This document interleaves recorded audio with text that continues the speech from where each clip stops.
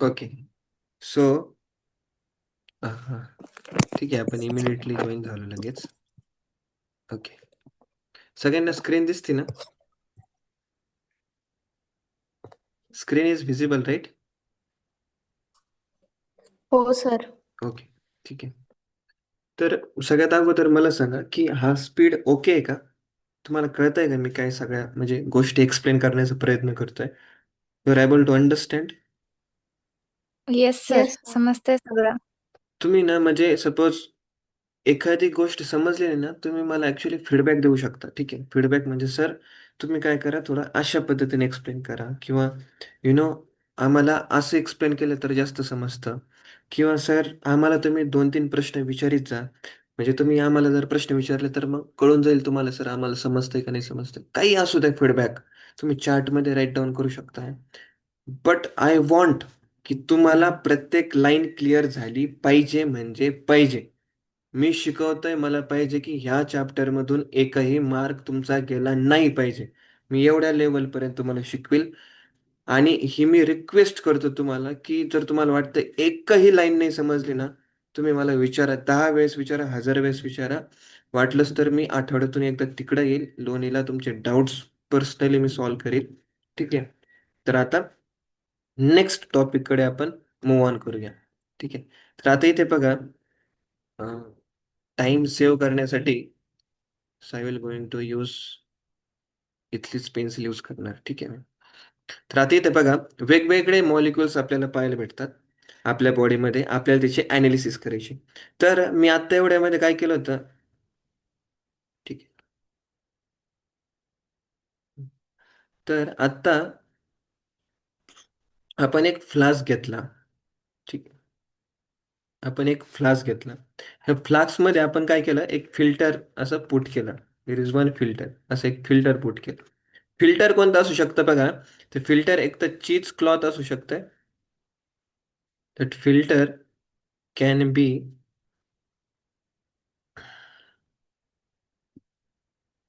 Just filter जे आहे ते चीज क्लॉथचं पण असू शकतं किंवा एखादं फाईन क्लॉथ असेल. आपण काय केलं जेवढं आपण या ठिकाणी पूर्ण त्याचा क्रश केला होता. तो क्रश केल्यानंतर आपण काय केलं याच्यामध्ये एंटर करतोय. एंटर केल्यानंतर तुम्ही पाहू शकताय की काही गोष्टी ज्या आहेत त्या फिल्टर झाल्या आहेत आणि त्या खाली जमा झाल्यात. काही गोष्टी अशा आहेत ज्या फिल्टर झाल्या नाही आणि त्या वरतीच राहिल्या. लक्षात घ्या. ज्या गोष्टी फिल्टर झाल्या त्याला आपण म्हणतो फिल्ट्रेट. बोला काय म्हणायचं? यस. येस. हा. आणि ज्या गोष्टी फिल्टर झाल्या नाही, ज्या गोष्टी अशाच वरती राहिल्या त्याला काय म्हणायचं? यस. रिटेंड. हा, रिटेंटेट म्हणायचं. Very good. आता इथे बघा. आता हा खूपच इम्पॉर्टंट आहे. Very important. हे लक्षात घ्या तुम्ही. नंतर आपण परत NCERT line to line read करणार. एन-सी-आर-टीची प्रत्येक लाईन रीड करणार आणि असं ठेवणार नाही की तिथून एखादा क्वेश्चन विचारण्यात आला आणि तुम्हाला देता नाही आला. असं व्हायला नाही पाहिजे. फिल्ट्रेट जे आहे, फिल्ट्रेट जे फिल्टर झालं ह्या गोष्टी ज्या फिल्टर झाल्यात बघा, त्याला म्हटलं जातं ऍसिड सोल्युबल पूल. आणि जे फिल्टर झालं नाही त्याला म्हटलं जातं ऍसिड इन्सोल्युबल पूल. हे दोन नावं ध्यानात ठेवायचे. तुम्हाला सगळ्यांना ध्यानात राहतील का हे नावं? बोला. फिल्ट्रेटला काय म्हणायचं? Yes Gauri. Acid soluble, very good. रिटेंटेडला काय म्हणायचं तेजोल? Acid acid. इनसोल्युबल. हा. यस. आता बघा व्यवस्थित.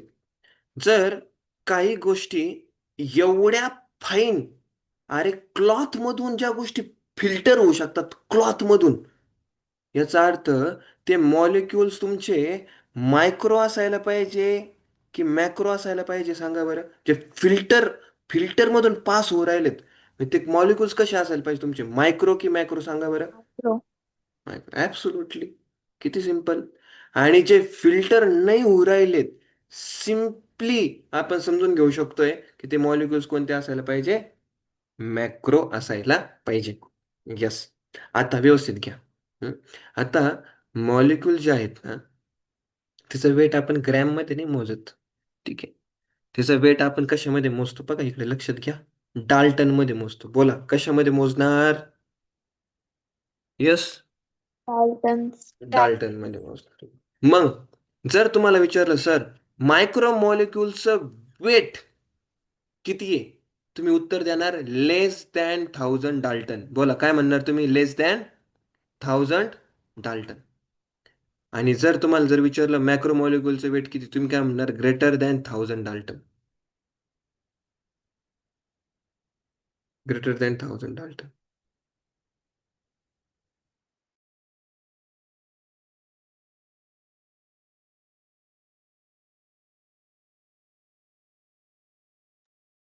ओके.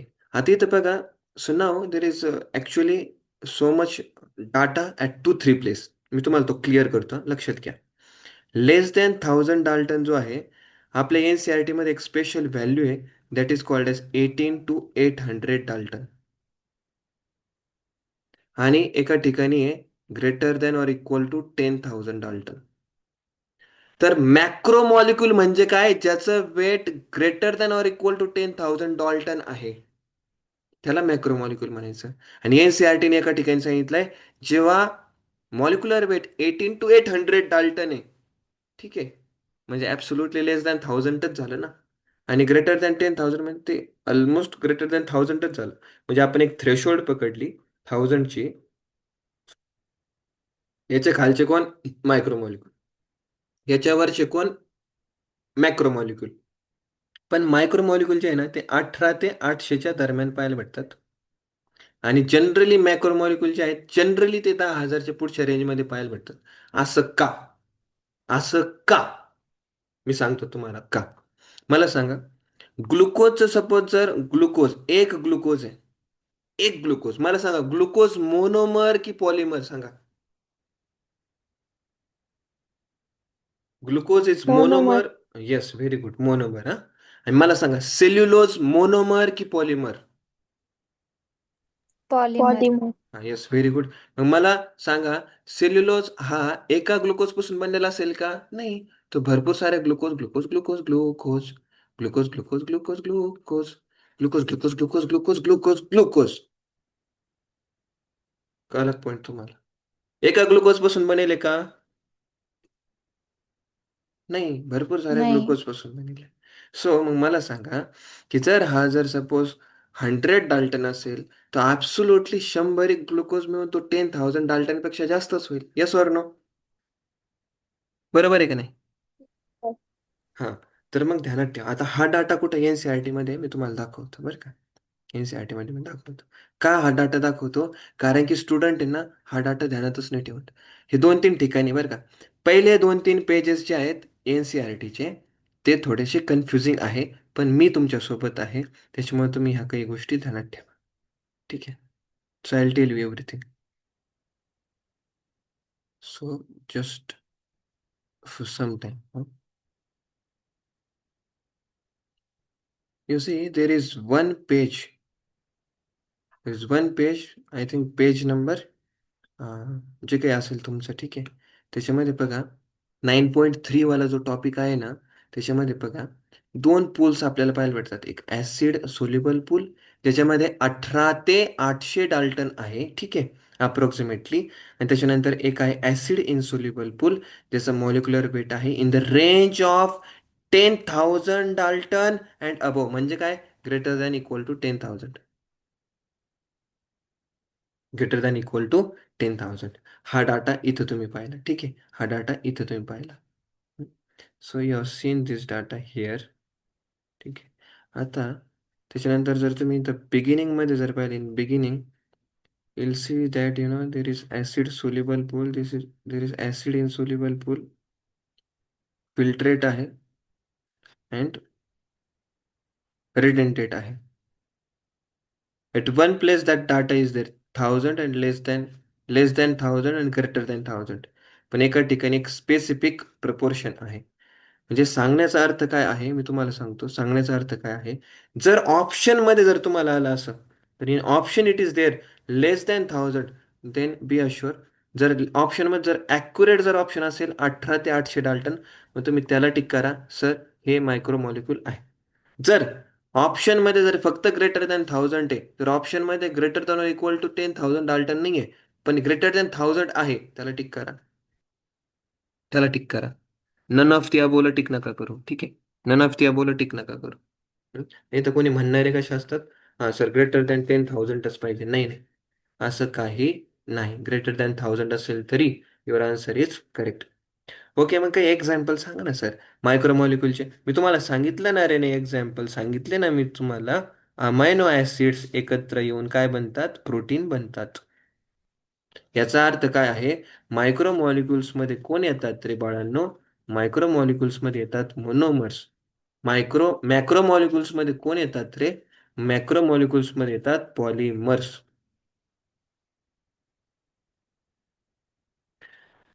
ओके, मग हे नायट्रोजन बेस, हे कुठं सांगितलं होतं सर बरं तुम्ही आम्हाला? नायट्रोजन बेस असं काही असतंय हे तुम्हाला सांगितलं होतं ना? हे काय नायट्रोजन बेस? हा काय शुगर? हा काय फॉस्फेट? किंवा हा काय न्यूक्लिओटाइड? बघा बरं का, आता मी काही शब्द सांगतो हा तुम्हाला. घाबरायचं काम नाही, हे सगळ्या गोष्टी तुम्हाला ना क्लिअर होणार आहे. पण जस्ट घाबरून जाऊ नका. दिस इज नायट्रोजन बेस. हा काय शुगर आहे, हा वाला शुगर, पेंटो शुगर म्हणतात त्याला. जेव्हा शुगर आणि नायट्रोजन बेस एकत्र येतो ना, हे दोनच, हा एक आणि हा दोन, हे दोघं जेव्हा एकत्र येतात ना, तेव्हा ते बनवतात न्यूक्लिओसाइड. आणि जेव्हा एक, दोन आणि तीन फॉस्फेट पण एकत्र येतो ना, न्यूक्लिओसाइड सोबत काय ऍड झाला? फॉस्फेट. त्यावेळेस तो बनवतो न्यूक्लिओटाइड. घाबरू नकाच हं. ही लिहिण्याची गरज नाही. फक्त मी सांगतोय की न्यूक्लिओसाइड, न्यूक्लिओटाइड काय. डिटेलमध्ये नायट्रोजन बेस एक्सप्लेन करणार आहे. डिटेलमध्ये शुगर एक्सप्लेन करणार आहे. डिटेलमध्ये फॉस्फेट एक्सप्लेन करणार आहे. त्यावेळेस तर गोष्टी खूप क्लिअर होणार आहे. फक्त सांगायचं काय मला तुम्हाला, की जस्ट डोंट थिंक की आता हा सर सर फास्ट फास्ट जातात, तसं काही नाही आहे. हा फक्त पॉईंट समजून घ्या मला. काय सांगायचंय, की आपण काय केलं, एक स्लरी बनवली, अशी स्लरी बनवली, थिक स्लरी. त्या थिक स्लरीला आपण काय केलं, चीज क्लॉथ थ्रू आपण काय केलं, फिल्टर करण्याचा प्रयत्न केला. जे फिल्टर झालं त्याला फिल्ट्रेट म्हटलं. जे फिल्टर नाही झालं याच्यातच राहिलं तर आपण रिटेंटेड असं म्हटलं. ठीक आहे. मग मग बघा, की जे ऍसिड सोल्युबल पूल आहे, फिल्ट्रेट झाल्यानंतर जे आहे त्याला ऍसिड सोल्युबल पूल म्हटलं. जे फिल्टर नाही झालं त्याला ऍसिड इनसोल्युबल पूल म्हटलं. ऍसिड सोल्युबल पूल मध्ये काय पाहायला भेटतात बाळांनो? ऍसिड सोल्युबल पूल मध्ये आपल्याला मायक्रोमॉलिक्युल्स म्हणजे मोनोमर्स पाहायला भेटतात. ऍसिड इनसोल्युबल पूल मध्ये आपल्याला मॅक्रोमॉलिक्युल्स म्हणजे पॉलिमर्स पाहायला भेटतात. मग याच्यामध्ये काय काय पाहायला भेटतं हे बघा. मोनोसेकराइड्स इकडे पाहायला भेटतात, तर इकडे पॉलिसेकराइड्स पाहायला भेटतात. आता मोनोसॅकराइड्स म्हणजेच काय? तेच ग्लुकोज. मोनोसॅकराइड म्हणजे काय? सॅकराइड सगळं सगळं एक्सप्लेन करणार आहे मी, पण सद्य स्थितीमध्ये नाही. हे सगळं आपल्याला या चॅप्टरमध्ये डिटेल एक्सप्लेन करायचं आहे. ठीक आहे. अच्छा, इथपर्यंत क्लिअर आहे का सांगा बरं मला? याच्यात प्रश्न असेल तर विचारा बरं का प्लीज. इथपर्यंत क्लिअर आहे का तुम्हाला? Yes sir. Gauri Yes, sir. तुला क्लिअर आहे? ठीक आहे. तर आता इथं बघा, मला सांगा जे फिल्टर होत आहे, ठीक आहे, जे फिल्टर होऊ राहिलं, एनिथिंग इज गेटिंग फिल्टर. मला सांगा बरं, याच्यामध्ये फक्त मायक्रोमॉलिक्युल्सच असतील का? नाही, याच्यामध्ये वॉटर कंटेंट पण असेल, किंवा याच्यामध्ये इवन सगळ्यांना सेल माहिती, ठीक आहे. हं? आता आपण एखाद्या टिश्यूला ग्राइंड करतोय, आपण ह्या टिश्यूला ग्राइंड करतोय, ह्या टिश्यूला ग्राइंड करतोय. ह्या टिश्यूमध्ये ज्या सेल आहेत, सेल, या सेलमध्ये तुम्हाला माहिती आहे ना, न्यूक्लियस असतोय, त्याच्यानंतर माइटोकॉन्ड्रिया असतोय, ठीक आहे. पण तुम्हाला माहिती आहे सायटोप्लाझम पण असतो, राईट? है ना? सायटोप्लाझममध्ये वॉटर असते, राईट? त्याच्यानंतर भरपूर सारे आयोनिक फॉर्म्स पण असतात, ठीक आहे. म्हणजे मॅग्नेशियम वगैरे, कारण की रायबोझोम जॉईन करण्यासाठी आपल्याला काय लागतो? मॅग्नेशियम लागतो. मग असे आयन्स पण असतात, ठीक आहे. मग तुम्ही पाहू शकताय की सायटोप्लाझमिक कंपोजिशन जे आहे, जनरली सायटोप्लाझमिक कंपोजिशन जे आहे, सायटोप्लाझमिक कंपोजिशन, परत दोनदा शब्द मी एक्सप्लेन करतोय, ठीक आहे. सायटोप्लाझमिक कंपोजिशन जे आहे ते पण आपल्या ऍसिड सोल्युबल पूलमध्ये येतं. म्हणजे मॅग्नेशियम, वॉटर कंटेंट वगैरे वगैरे, ह्या सगळ्या गोष्टी त्यामध्ये येत असतात. ठीक आहे. आता फक्त व्यवस्थित हा, एकदम व्यवस्थित पुढे जायचं. मी तुम्हाला सांगितलं ट्रायक्लोरो ॲसिटिक ॲसिडचा मॉलिक्युलर फॉर्म्युला ध्यानात ठेवायला. तेजल ध्यानात राहील का? Gauri? Yes sir. Okay. Yes. मग आपण काय केलं? लिव्हिंग टिश्यू घेतली. कोणती लिव्हिंग टिश्यू घेतली होती आपण? लिव्हर किंवा प्लांट टिश्यू. आपण त्याला कशासोबत मिक्स केलं? ऍसिड सोबत. मग काय केलं? मॉर्टर आणि पेस्टल खलबत्त्याच्याद्वारे आपण त्याला कुटवलं. कुटवल्यानंतर काय केलं रे? थिक स्लरी केली.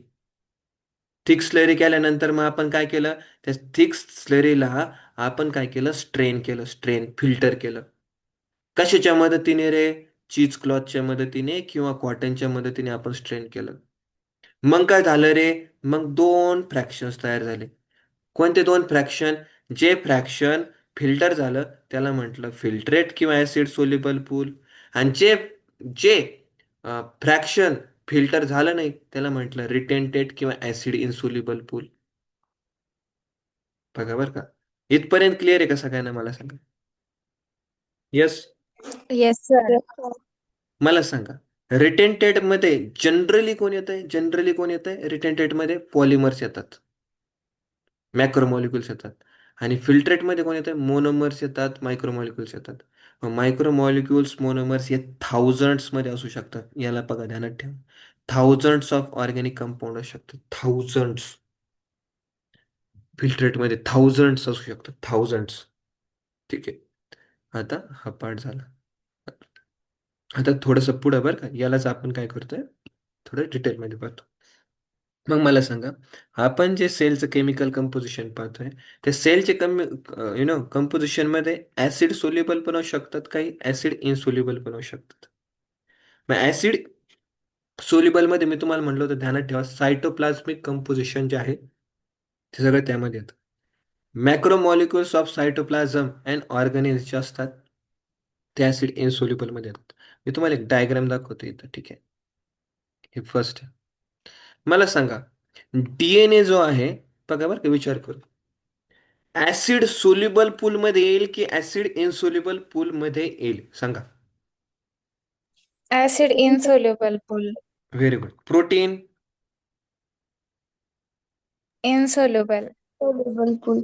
Okay. Amino acid? Acid Soluble. insoluble. नाही नाही. Acid soluble pool. हा, ऍसिड सोल्युबल मध्ये येईल.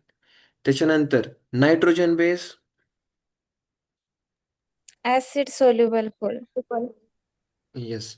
त्याच्यानंतर हा न्यूक्लिओटाइड? Soluble. Yes.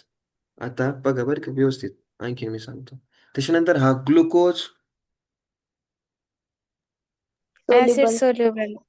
Okay. Cellulose? Acid Insoluble pool. insoluble. Yes. आता मला सांगा, ही काय सेल मेम्ब्रेन आहे, बरोबर आहे तुमची? सेल मेम्ब्रेन कशापासून बनलेली असते? Phospholipid bilayer. ठीक आहे. ही सेल मेम्ब्रेनचे सपोज तुकडे तुकडे असतील, असे तुकडे तुकडे, ते तुकडे तुकडे कुठं जातील सांगा बरं? इनसोल्युबल मध्ये जातील की सोल्युबल मध्ये जातील? Insoluble. हा, इनसोल्युबल मध्ये जातील. ठीक आहे. आता आता व्यवस्थित बरं का, आता मी तुम्हाला काही गोष्टी सांगणार आहे. जर तुम्हाला ह्या जर गोष्टी जर समजली तर मी तुम्हाला सांगतो की तुम्ही हुशार आहे. ठीक आहे. तसे तुम्ही ऍक्च्युली हुशार आहे बरं का, पण मी तरी पण तुमची एक टेस्ट घेतो. चालेल? घेऊ टेस्ट तुमच्या दोघींची? Yes, sir. Yes. तुम्ही मध्ये मध्ये ना पाणी वगैरे पिऊ शकता बरं का, काही प्रॉब्लेम नाही. ठीक आहे. तुम्ही पाणी पिऊ शकताय. तुम्हाला भूक लागली तर तुम्ही खाऊ शकताय. लाडू वगैरे बनवून ठेवायचे मस्त, है ना. भूक लागली मध्ये मध्ये खात राहायचे. ठीक आहे. तर आता मी तुम्हाला आहे ना एक अशी गोष्ट सांगणार आहे, आपली एन-सी-आर-टी मधलीच आहे, ती गोष्ट सांगतो, नंतर मी तुम्हाला प्रश्न विचारतो. ठीक आहे. तुम्हाला प्रश्न विचारतो. तर जसं आपण डिस्कशन करत होतो की ऍसिड सोल्युबल पूल असतं आणि ऍसिड इनसोल्युबल पूल असतं, असे दोन असतात. ठीक आहे. मग मी काय करतो, इथं लिहितो ऍसिड सोल्युबल आणि इकडे लिहितो मी ऍसिड इनसोल्युबल. ठीक आहे. So, दोन कंपार्टमेंट टाकले, दोन compartment. I have written two compartments. तर बघा, ऍसिड सोल्युबल मध्ये जनरली कोण येतात? बघा, जनरली कोण येतात? मायक्रो मॉलिक्यूल येतात. आणि ऍसिड इनसोल्युबल मध्ये जनरली कोण येतात? मॅक्रो मॉलिक्यूल येतात. बघा बरं का. मायक्रो मॉलिक्युलचं वेट किती असतंय? लेस दॅन किंवा आपण म्हणू 18 to 800. 18 to 800. त्याच्यानंतर मॅक्रोचं वेट किती असतंय? Greater than or equal to 10,000. हे सगळ्यांना कळलं ऍसिड इन्सोल्युबल मध्ये. पण आता व्यवस्थित बघा बरं का, मी तुम्हाला काय सांगतो. एक केस अशी आहे जी आपल्याला ऍसिड इन्सोल्युबल पूल मध्ये पाहायला भेटते, त्याला म्हटलं जातं लिपिड. त्याला काय म्हटलं जातं? बोला बोला, काय म्हटलं जातं? लिपिड. Lipid. हा, लिपिड. ठीक आहे. आता मी तुम्हाला हे सांगणार आहे. Just a second.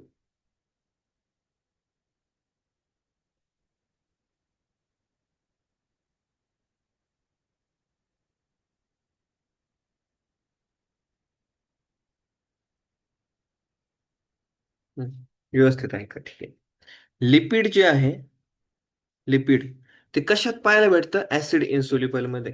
त्याच्यानंतर असं पाहण्यात आलंय की हा जो फॅटी ऍसिड आहे, बघा बरं का, फॅटी ऍसिड, हा जो ग्लिसरॉल जो आहे तो पाहण्यात येतो ऍसिड सोल्युबल पूल मध्ये. फॅटी ऍसिड म्हणजे ज्याच्यापासून लिपिड बनलाय, फॅटी ऍसिड आणि ग्लिसरॉल. ठीक आहे. पेनाची शाई संपली बरं का, त्याच्यामुळे तो असं झालं. फॅटी ऍसिड आणि ग्लिसरॉल जो आहे तो कशामध्ये पाहायला भेटतो सांगा बरं मला. सांगा सांगा, फॅटी ऍसिड आणि ग्लिसरॉल कशामध्ये पाहायला भेटतो? ऍसिड सोल्युबल पूल.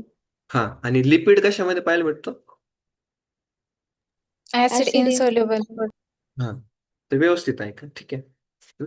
आता इथं मला सांगा, ह्याच्यात दोन तुम्हाला, ह्याच्यात दोन दोन जे दिसू राहिले ना तुम्हाला, हे दोन काय आहे माहिती आहे का? हे दोन आहेत, दोन फॅटी ऍसिड. ठीक आहे.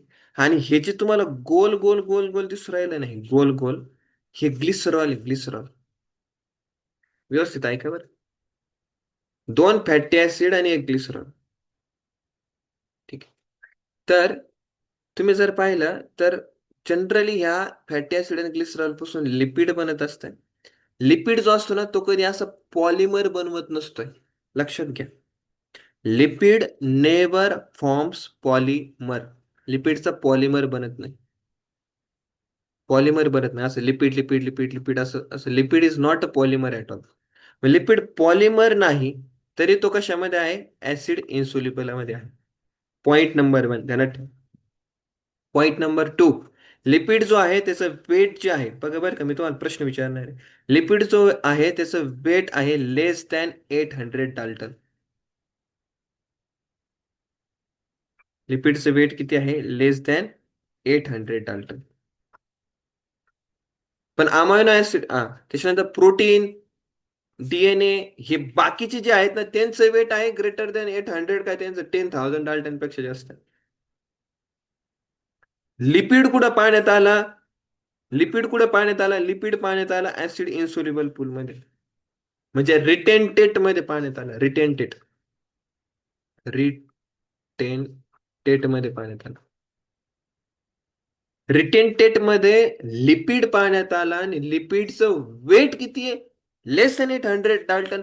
मग मला सांगा, लिपिडला आपण नेमकी काय म्हणायला पाहिजे? मायक्रोमॉलिक्यूल म्हणायला पाहिजे की मॅक्रोमॉलिक्यूल म्हणायला पाहिजे? What we should call it?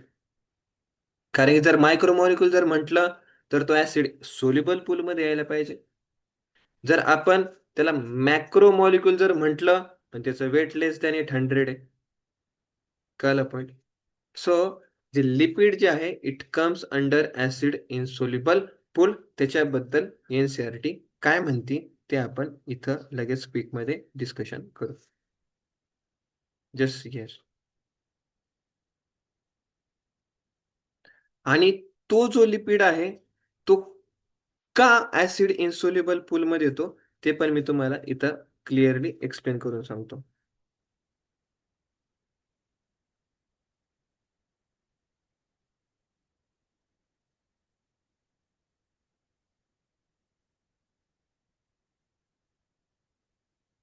तो काय येतो? कारण की तुम्ही पाहू शकताय, जनरली लिपिड जे असतात ना त्यांच्या मध्ये असं हेड लाईक स्ट्रक्चर असतं आणि टेल लाईक स्ट्रक्चर असतं. तुम्ही पाहू शकताय हेड टेल लाईक स्ट्रक्चर असतं, हेड टेल लाईक स्ट्रक्चर असतं, हेड टेल लाईक स्ट्रक्चर असतं, हेड टेल लाईक स्ट्रक्चर असतं. त्याच्यामधले ह्या ज्या टेल असतात ना बाळांनो, ते असतात हायड्रोफोबिक इन नेचर. पाण्यापासून ते घाबरतात त्या. त्याच्यामुळे ते काय करतात लगेच इमिडिएटली ते काय करतात असं इमिडिएटली काय करतात वेसायकल बनवतात. इमिडिएटली लगेच सर्क्युलर होऊन जातात. इमिडिएटली जसे लिपिड लिपिड सेपरेट झाले लगेच सर्क्युलर होणार, लगेच वेसायकल बनवतात. एक छोटीशी बॅग बनवतात. बॅग बनवल्यामुळं ते ना असं फिल्टर नाही होऊ शकत. हे फिल्टर मधून हे पास नाही होऊ शकत. कारण की त्यांची साईज मोठी होऊन जाते. भले वेट कमी, साईज मोठी होऊन जाते. वेसायकल बनवतात. त्यामुळे लिपिड खाली पास होत नाही. आता व्यवस्थित ऐका बरं का. सगळ्यांनी काय करा, हे पेज ओपन करा बरं. 9.3. यस. ओपन केलं का तेजोल गौरी? येस सर केलंय. ओके. Yes, sir.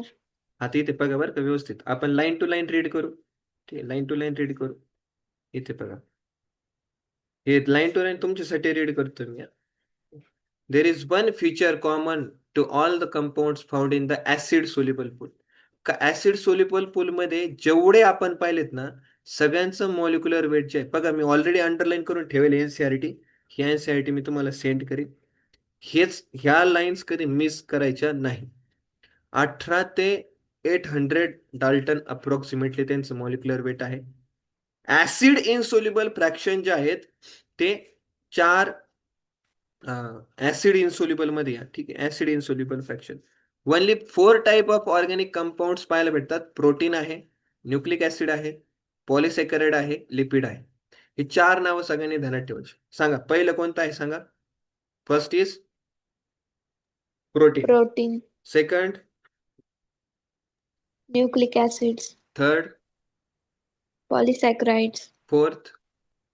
lipids, कुठं पाहायला भेटतं हे, सोल्युबल की इनसोल्युबल मध्ये? insoluble, yes, very good. अच्छा, मग मला सांगा इथं नेक्स्ट लाईन काय सांगितली. These classes of compound with exception of lipid. लिपिडला जर सोडलं तर सगळ्यांचं वेट किती सांगा बरं. सगळ्यांचं लिपिडला सोडलं तर सगळ्यांचं वेट किती आहे? किती आहे? 10,000 and above. हा, व्हेरी गुड. ठीक आहे. आता इथे बघा, for this very reason biomolecules that is chemical compounds found in living organisms are of 2 type. One those which have molecular weight less than 1000 dalton. दिसलं तुम्हाला इथं? And usually referred as micromolecules. बघा, हे ध्यानात ठेवा. मी तुम्हाला म्हणलं 1000 आहे कुठेतरी लिहिलेलं, मी इथे लिहिलेलं आहे. लेस दॅन 1000 असेल तर मायक्रोमॉलिक्युल म्हणायचं. or simply biomolecules, while those which are found in the acid insoluble fraction are called as macromolecules or biomacromolecules. आता व्यवस्थित बघा बरं का. जे ऍसिड इनसोल्युबल पूल मध्ये पाहायला भेटतात त्यांना म्हणायचं मॅक्रोमॉलिक्युल. सोल्युबल मध्ये जे पाहायला भेटतात त्यांना म्हणायचं मायक्रोमॉलिक्युल. मग या लिपिडला नेमकी म्हणायचं काय इथं बघा बरं का. The molecules in insoluble fraction, with the exception of lipids, are polymeric substances. Then why do lipids, those whose molecular weights do not exceed 800 Dalton, जे लिपिडचं जे वेट आहे it does not exceed 800 Dalton. त्याच्यामध्ये तुम्ही बघा come under acid insoluble fraction. कारण की तुम्ही पाहू शकता ऍसिड इन्सोल्युबल फ्रॅक्शन मध्ये काय येतंय, मॅक्रोमॉलिक्युलर फ्रॅक्शन मध्ये काय येतंय, लिपिडचं भले मॉलिक्युलर वेट काय आहे लेस दॅन 800 डाल्टन आहे, पण तुम्ही इथं पाहू शकता त्याचं कारण दिलंय. These compounds are present not only as such but also arranged into structure like cell membrane and other membranes. आपल्याला माहिती आहे की लिपिड जो आहे तो कशाचा घटक आहे, सेल मेम्ब्रेनचा. कोणतीही मेम्ब्रेन लिपिड, कोणतीही मेम्ब्रेन जर पाहिली तर ती लिपिड पासून बनलेली असते. मग होतं काय, सेल मेम्ब्रेन जे असतात ना किंवा अदर मेम्ब्रेन, जेव्हा त्याचे तुकडे तुकडे होतात त्यावेळेस ते इमिडिएटली काय फॉर्म करतात सांगा बरं. काय फॉर्म करतात इमिडिएटली? Vesicles. हा, व्हेसिकल्स. आणि या व्हेसिकल्स कशा असतात, not water soluble. Therefore these membrane fragments in the form of vesicle get separated along with acid insoluble pool and hence in the macromolecular fraction आपण त्यांना पाहू शकतो. मग मला सांग, इथे एक लाईन आलेली आहे, इथे एक लाईन आलेली आहे, इथे एक लाईन आलेली आहे. लिपिड्स जे आहेत, लिपिड्स जे आहेत ते मॅक्रोमॉलिक्यूल आहे की मायक्रोमॉलिक्यूल आहेत? सांगा काय आहेत? मॅक्रो आहेत की मायक्रो आहेत? Macro. बघा व्यवस्थित वाचा, एनसीईआरटी काय सांगते.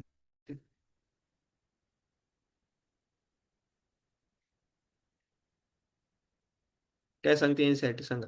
Lipids are not strictly macromolecules. याचा अर्थ काय?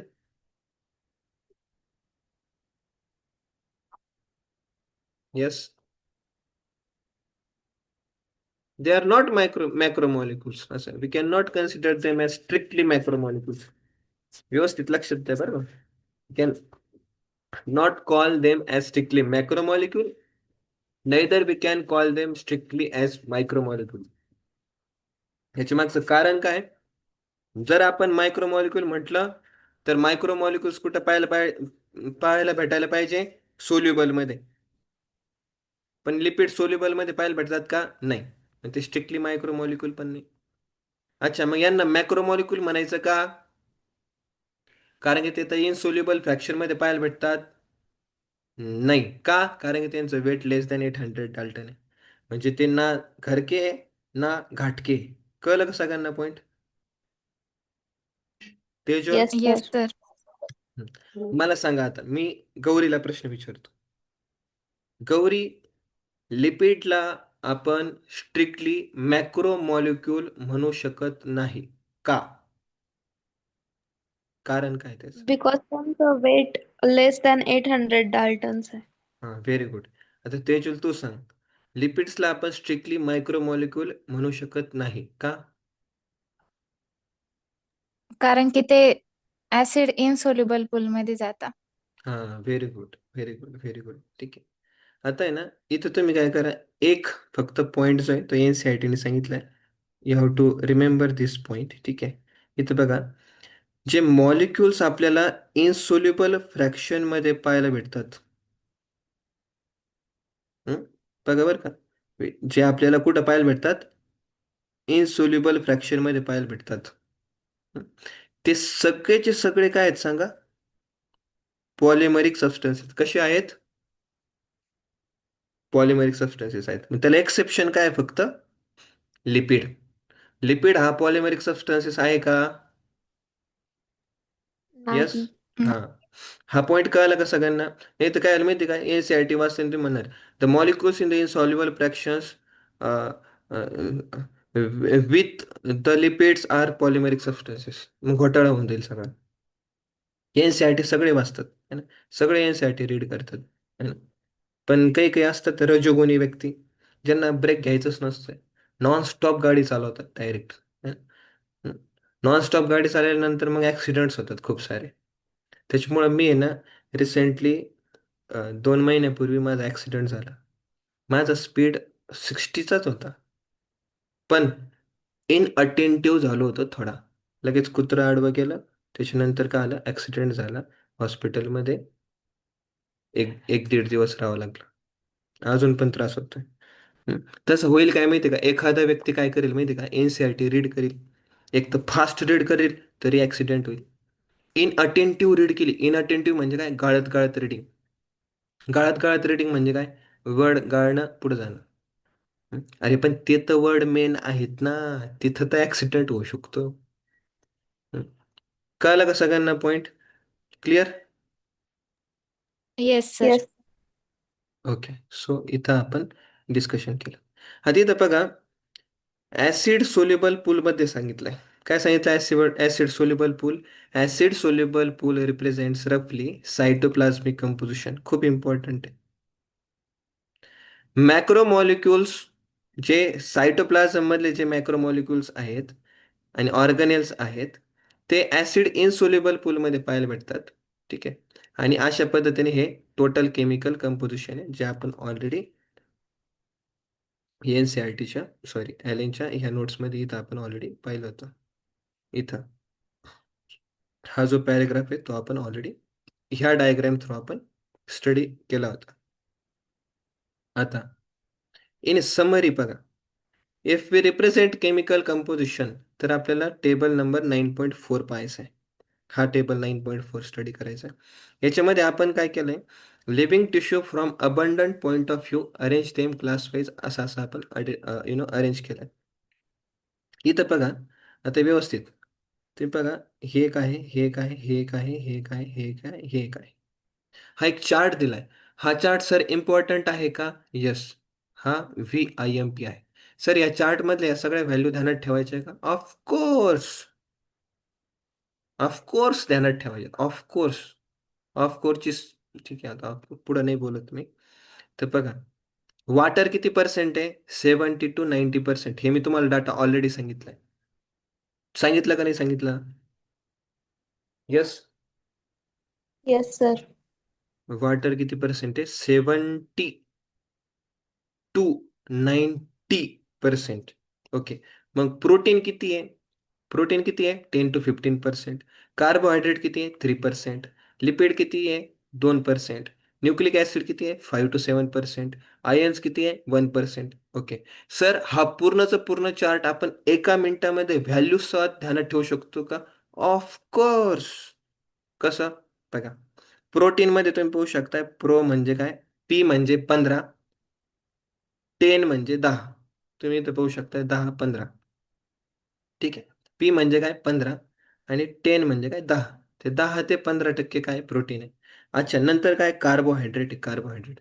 कार्बोहायड्रेटमध्ये आपल्याला काय इम्पॉर्टंट आहे? कार इम्पॉर्टंट आहे. कार. टू व्हीलर नाही, फोर व्हीलर पाहिजे आपल्याला, है ना? कार इम्पॉर्टंट आहे. कार. कारमध्ये किती लिटर आहे? किती लिटर आहे? 3 लिटर आहे ना? 3 लिटर. ओके.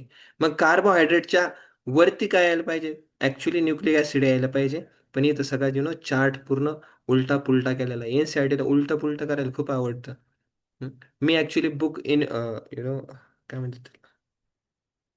बुक मी स्वतःचं बुक प्रिपेअर करणार आहे, ज्याच्यामध्ये NCERT सगळ्या गोष्टी असणार आहे.